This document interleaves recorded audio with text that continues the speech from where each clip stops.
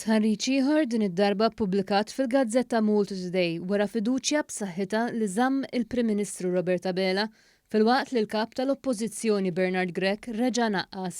L-istħarriġ li sar bejn il-25 ta' Awwissu u 2 ta' Settembru juri li l-mexxej Laburista jikseb fiduċja ta' 51.5% biex b'hekk żamm l-istess livell ta' appoġġ sa stħarriġ ieħor tal-Malta Today li sar f'Lulju.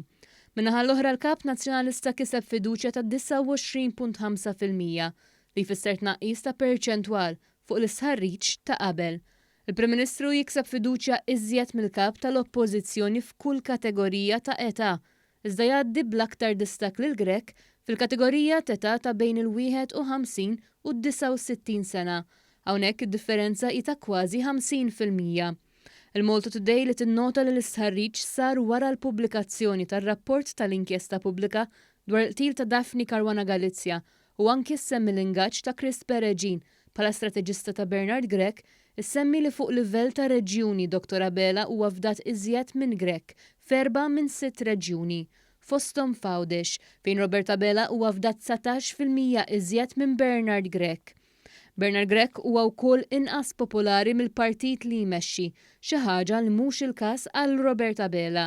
Intant l-istħarriġ innota li d-distak bejn iż-żewġ partiti baqa' prattikament l-istess u l-Partit Laburista għandu vantaġġ ta' 13% fuq il-Partit Nazzjonalista. Il-Partit Laburista jikseb il-fiduċja tal-elettorat li wieġbu f'dan l-istħarriġ ukoll f'kull kategorija ta' anke l-iktar kategorija żagħżugħa ta' dawk li jgħoddu bejn is-16 sena u l-35 sena.